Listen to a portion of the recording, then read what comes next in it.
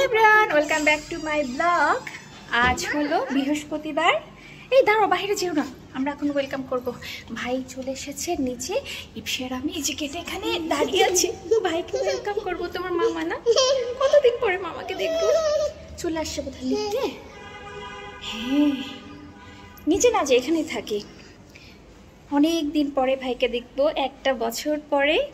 কি যে উত্তেজনা কাজ করছে মনের ভেতরে বোঝাতে পারবো না। ইপসিরও সাথে সাথে এখনই আসবে। আবার ডাক দাও তো দেখি। মামা আসেনি এখনো মামা। আস্তে আস্তে নিচেই যাই না, নিচে যাবে।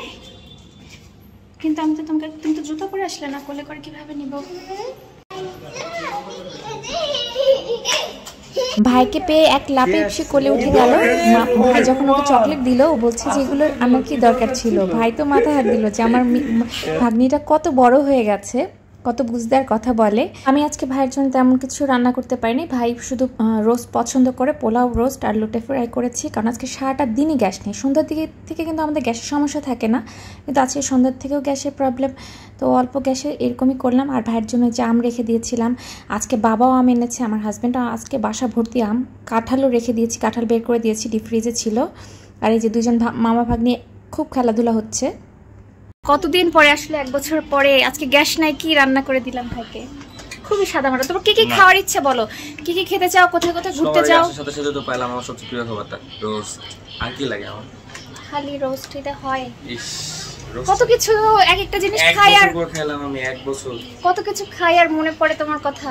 আমার ভাই এটা পছন্দ করে, আমার ভাই কি পছন্দ করে।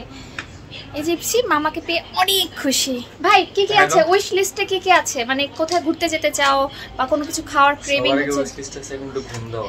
আহারে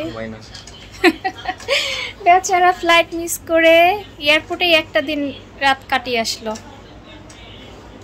ইপসি কি ঘুম শুনে ঘুমিয়ে গেল নাকি? টাটা। মা চলে আসবে আর একটু পরে। মা আসবে, মা আস্তে আস্তে হয়তো এখন 11টা বাজে, তো মা আস্তে আস্তে হয়তো 12টা বেজে যাবে। মাকে আনতে যাবে ইপসি? দিদাকে আনতে যেতে চাও? ওকে, আমরা সবাই মিলে দিদাকে রাত 12টার সময় আনতে যাব না? আমার এই রুমটাতে সব ব্যাগে ভরে গেছে, কত ব্যাগ। রান্নি করে এসেছে তো তেমন কিছু খেতে চাচ্ছে না, তো আবার ওকে একটু মিষ্টি এনে দিলাম। মিষ্টিটা গতকালকে এনে রেখেছিল ওর বাবা।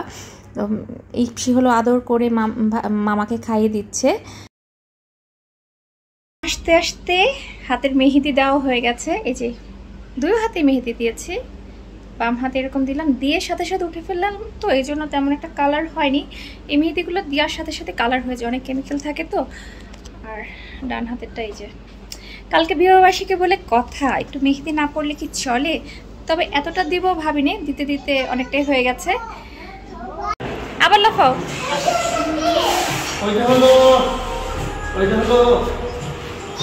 না দিদা,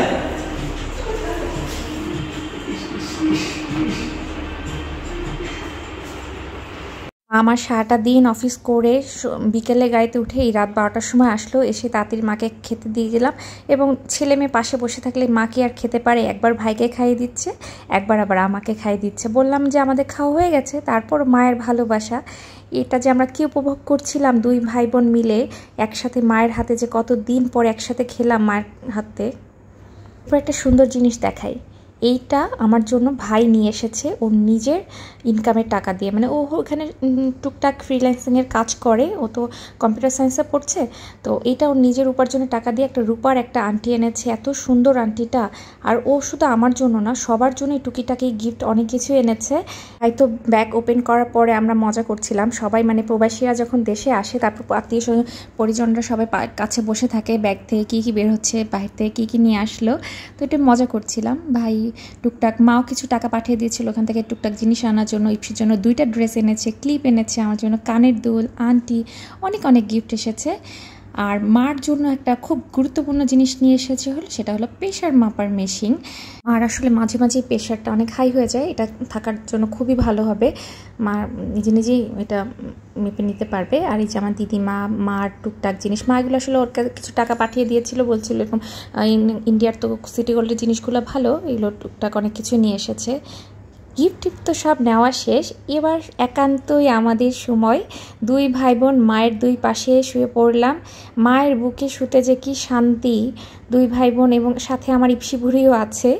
আমাদের এই ফ্রেমটাকে আমার এখনও যখন ভয়েস ওভার দিচ্ছি এত মনে মিস করছি যে এই দুইটা রাত, মাত্র দুইটা রাত একটা দিন কি যে ভালো কাটলো।